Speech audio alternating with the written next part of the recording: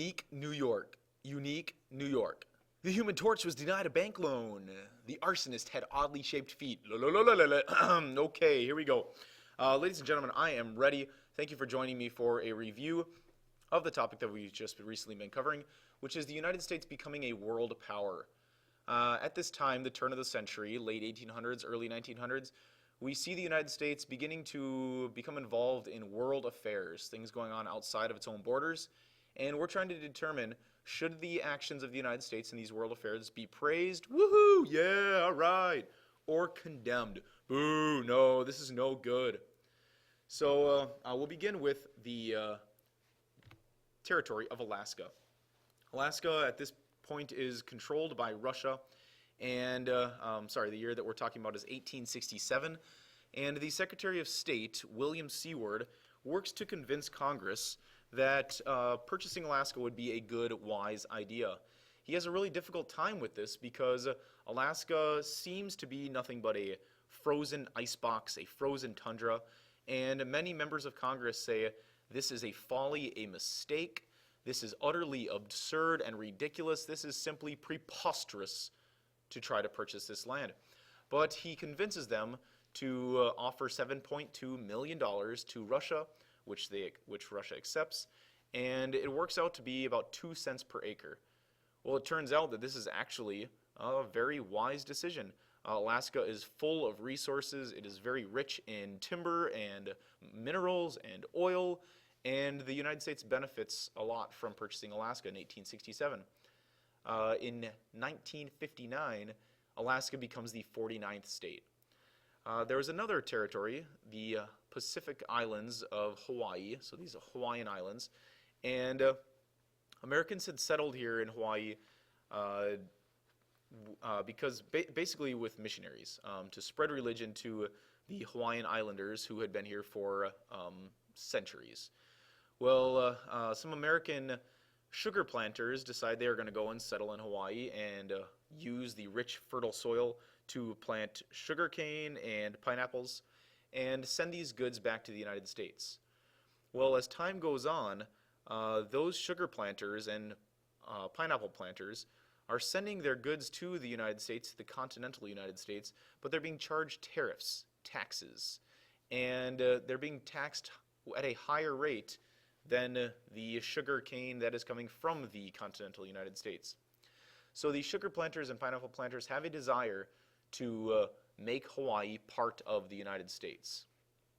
They convince, in 1887, they convince Hawaii to allow the United States to have a naval base on the island of Oahu, which is called Pearl Harbor.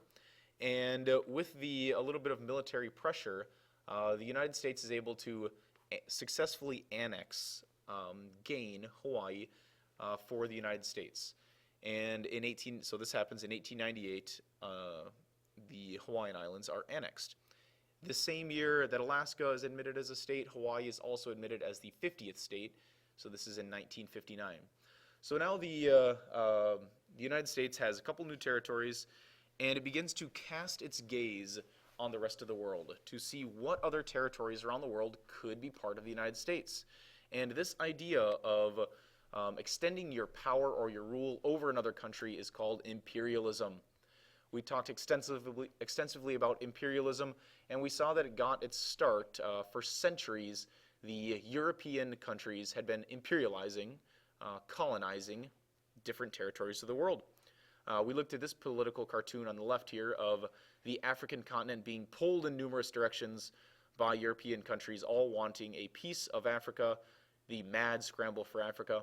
And on the right side, we saw how Africa actually ended up being colonized, how this imperialism affected the continent. You can see that it's ruled by numerous European nations. And Americans look at this and they start to think, hey, maybe imperialism is the way to go. Maybe imperialism is for us.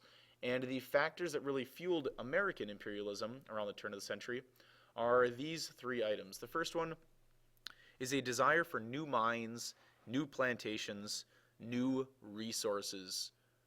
These American companies are saying, hey, we need more resources. We can be much more successful if we have more things to produce and sell.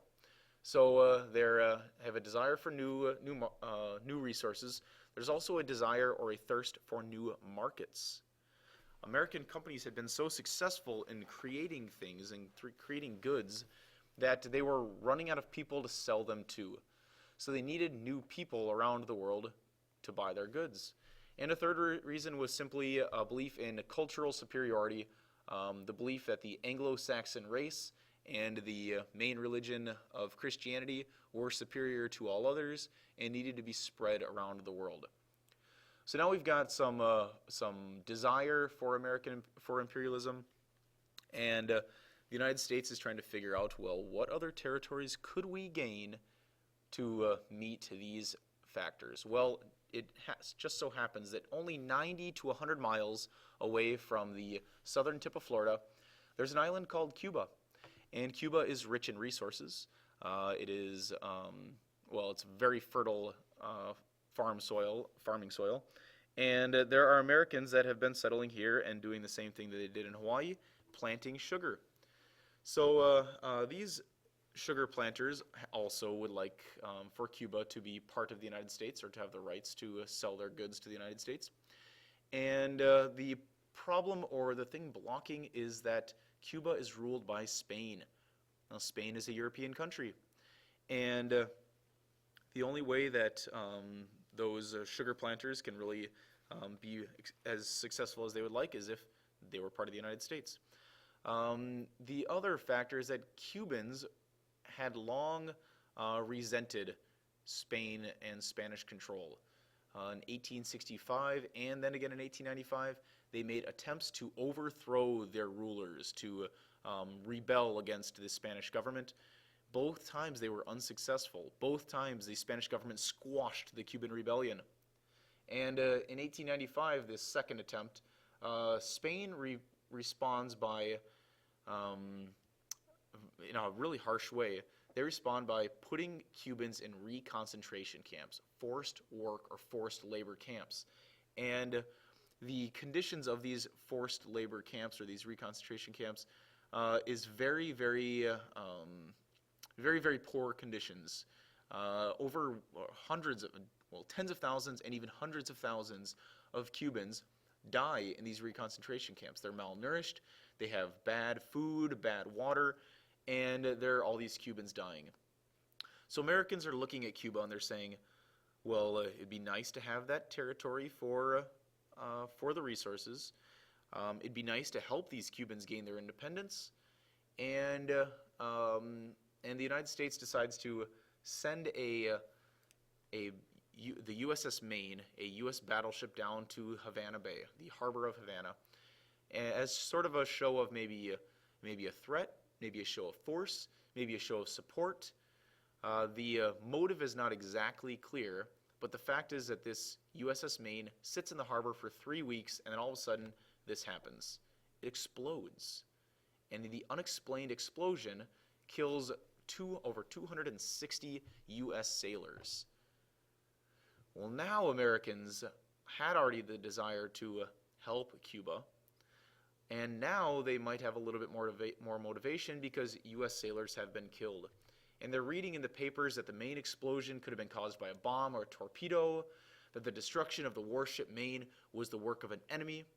And this idea is called yellow journalism, the practice of publishing sensational, often exaggerated news in order to increase sales and in order to increase attention and interest. So Americans are really motivated now to be involved in what's going on in Cuba, and it leads to what is called the Spanish-American War, even though it didn't happen in Spain or America. It was between Spain and America. So the United States attacks Spain in Cuba. Theodore Roosevelt and his volunteer regiment, the Rough Riders, go and charge up San Juan Hill. They capture the capital, or capture the city of Santiago, and the United States has success in overthrowing Spain here in Cuba. Well, at the same time, on the opposite side of the world, Spain also controls the colony of the Philippine Islands, and the United States sends the naval fleet led by Admiral Dewey from Hong Kong into Manila Bay to attack Spain, on the other side of the world, and they have success there as well. So the result of the Spanish-American War, this splendid little war that only lasted about 4 months, the end result is that the United States overthrows Spain.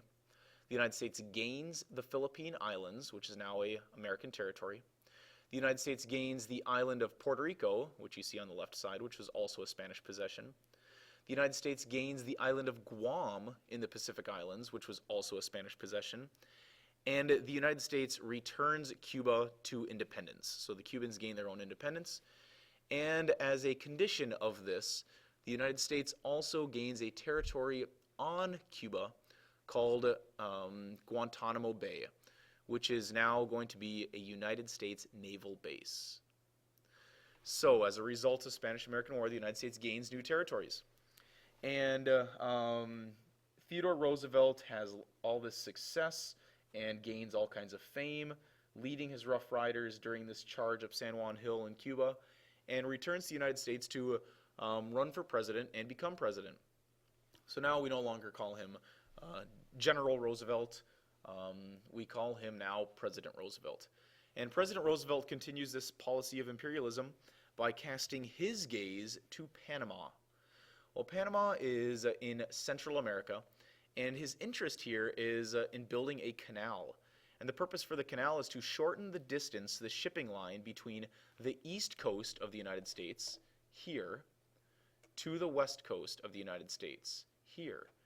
Well, in order for any goods to be transported from here to here by ship, you needed to travel all the way down here around the southern tip of South America, all the way back up, a distance of around 13,000 miles.